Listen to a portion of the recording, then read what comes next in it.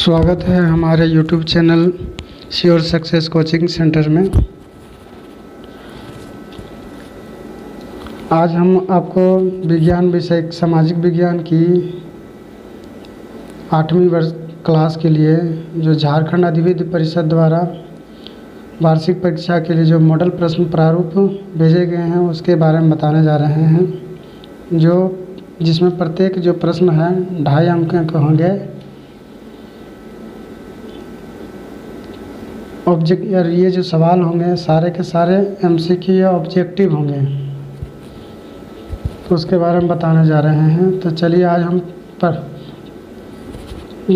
सामाजिक विज्ञान की जो मॉडल प्रश्न प्रारूप है उसमें जो पहला सवाल हमारा है कि सिपाही विद्रोह कब हुआ था।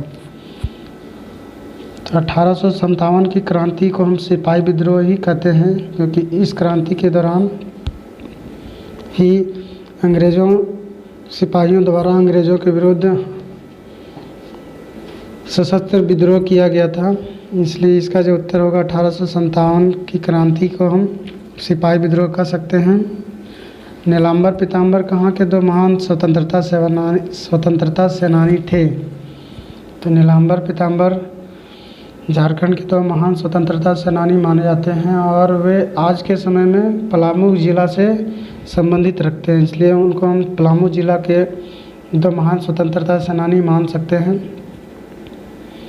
अगला जो प्रश्न है हमारा, औरु जाति, औरु मतय, औरु देवय मनुष्यान, मानव की एक जाति, एक धर्म, एक ईश्वर किसका कथन है। ये जो कथन है नारायण गुरु का है और ये एक आर्य समाजी थे। महान दलित नेता डॉक्टर भीमराव अंबेडकर का जन्म कहाँ हुआ था। भीमराव अंबेडकर को दलित नेता कहकर उनका उपहास करना ये सरासर बेईमानी है। उनके इस देश के लिए योगदान को बताना, क्योंकि उनकी वजह से आज हम संविधान पढ़ पा रहे हैं, पढ़ने लिखने का अधिकार है, बराबरी का दर्जा है। तो उनका जो जन्म है महाराष्ट्र में के सतारा में हुआ था, इसलिए हम मुंबई मान सकते हैं। आर्य समाज के संस्थापक कौन थे। तो आर्य समाज के संस्थापक जो हैं स्वामी दयानंद सरस्वती को माना जाता है। तो इसका जो उत्तर हमारा होगा स्वामी दयानंद सरस्वती। स्पिनिंग जेनी का आविष्कार जो है किसने किया था। तो लॉर्ड कर्जन, लॉर्ड मिंटो और वारेन हेस्टिंग ये सारे के सारे वायसराय थे। तो जॉन के जो है इन्होंने 1770 ईस्वी में सूत काटने की मशीन बनाए थे, जिससे ज़्यादा से ज़्यादा मात्रा में धागे तैयार किया जा सके। चंपारण आंदोलन की शुरुआत कब हुई थी। तो चंपारण आंदोलन जो है 1917 में शुरू की गई थी बिहार के चंपारण से। स्मरण शक्ति बढ़ाने के लिए कौन सा आसन करना चाहिए। स्मरण शक्ति बढ़ाने के लिए झूलासन करना चाहिए, क्योंकि इस आसन में हम सर को नीचे रखकर बाकी अंगों को हम ऊपर करते हैं। इसमें सारा का सारा खून जो हमारा सर में पहुंचता है, दिमाग को जब खून पहुंचता है तो उससे हमारे एकाग्रता बढ़ती है। इसलिए हम झूलासन को हम स्मरण शक्ति बढ़ाने के आसन के रूप में मान सकते हैं।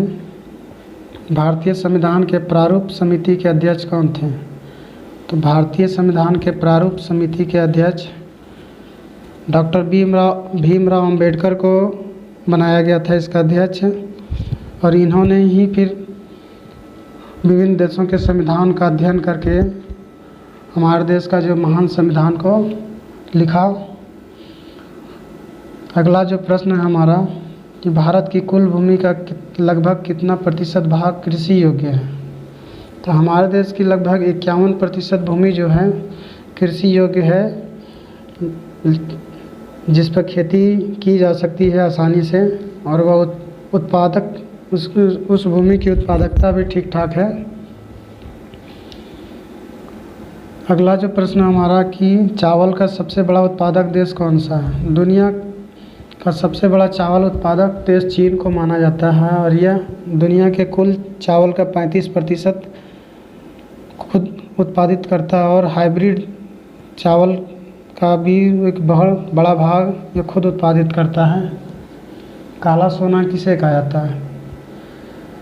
तो काला सोना कोयला को कहा जाता है, क्योंकि कोयला एक ऐसा पदार्थ है जिससे हम पेट्रोलियम को उत्पाद प्राप्त करते हैं, कोलतार प्राप्त करते हैं, या तो जो है बहुत सारी चीज़ें इससे बनती हैं, इसलिए काला सोना कोयला को ही कहा जाएगा।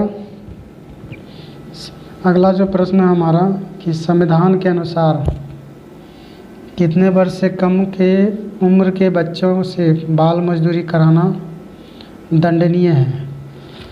तो यूँ तो 14 वर्ष से कम उम्र के बच्चों से काम कराना लेबर एक्ट के अंतर्गत गैर कानूनी माना जाता है, लेकिन यहाँ पर 14 वर्ष नहीं है, तो इस प्रकार हम 13 वर्ष से कम उम्र के बच्चों से काम कराना हम दंडनीय माना जाता है।